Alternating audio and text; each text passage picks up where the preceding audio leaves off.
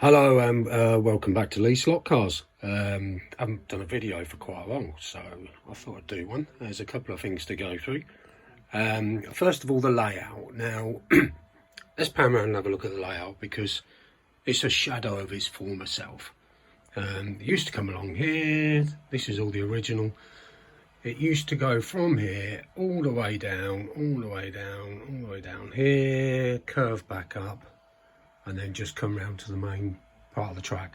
What I've had to do is, because we're hopefully going to be moving house in the near future, I need a bit of storage space in the garage, so I've had to use this for storing boxes. So, not very happy. I was going to scrap the whole track and pack it all away, but I couldn't bring myself to do it. I needed something to have here in the garage. So anyway, a small track is better than no track, isn't it? So this is what I've been left with now, and it's very basic, but just means I can potter around in the garage still and maybe do a little I can build something here. Ignore that tank, that's just because I've got nowhere else to put it at the moment. One of my old Airfix kits, or Revel should I say. So yeah, that's really, it's more deconstruction than additions, unfortunately, on this video. But hopefully the new house will have a really big garage or a nice big loft space where I can put a big layout in. But we shall see, we shall see. Now, I've actually bought a couple of cars, and I haven't done this for quite a while in terms of new ones, although apart from the General Lee, ignore that. I bought two, and they're both movie themed. And first of all, it's this. And this is obviously the Lotus Esprit from The Spy Who Loved Me, James Bond film. Now this film resonates with me because when I was a kid, it's one of the first films I can remember going to the cinema to see. And this is an absolute beauty. It's really low down, it's quite small, it's low down, real low centre of gravity. It absolutely flies around the track. It's a real beauty, lovely car. Over the moon with that. And I'm not doing car reviews because, you know, they're 10 a penny. I just want to show you what I've been up to. Now this one, now you're talking. What's not to love about the Blues Brothers, eh? It's one of my favourite films of all time. I love the music, I love a bit of blues, rhythm and blues music. I love the film.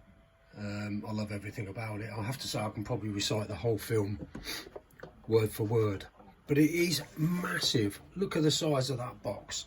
When we look at that box compared to a standard Scalextric box, it's absolutely huge. But then again, it's a big car. Now you'll see, you know, in the car reviews that have been done on this already, there's so much detail on it. It's an absolute cracker. One slight problem I've got is the height of the thing. Let's load it up. Excuse me.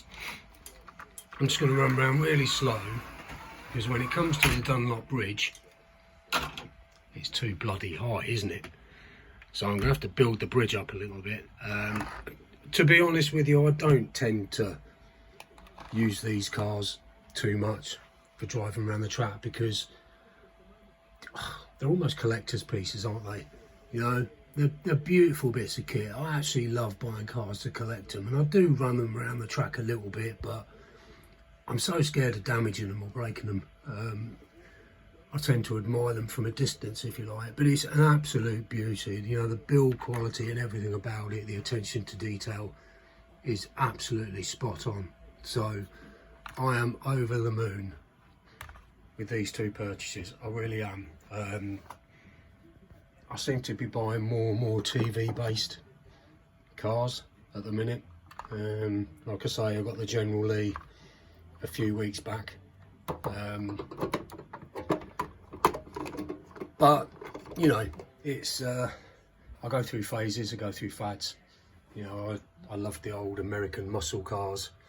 The Lotus Esprit is one I've been after for a long time. I got that a few months ago. And there's probably some I'm going to sell. Now, this is interesting. I bought these off eBay, and I'm not quite sure why, but I haven't got a clue what they are. what brand, what make they are. There's no indication on there. All it says is made in China. So if any of you know what it is or can help me out there, I'd be most grateful. Also this one here, you'll see it's got the, where is it, where's my finger, here it is. The actual guide pins come out, so even if I did have anything to run it on, I won't be able to as yet, but I'm sure I can make something. But so yeah, if any of you know what that is, drop me a note in the comment. I'll be really grateful, and I'd love to know what they are.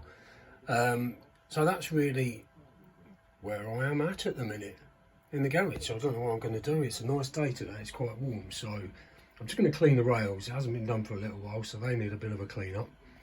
And I'm going to run some cars around this little track, and I might start thinking about what I can do in this little area here. I've got a lot of figures to put in. Oh, just move my vape out of the way, you don't want to be seeing that I took from an old grandstand that I built, so maybe I'll build something that will fit in there that can accommodate these fellas. So we shall see. So yeah, okay, thanks for tuning in, and if you like what you see, and if you want to follow my journey, by all means click like, and as everyone says, click subscribe, and I'll keep you posted. So until then, have a good day. You all take care, my friends. Goodbye now.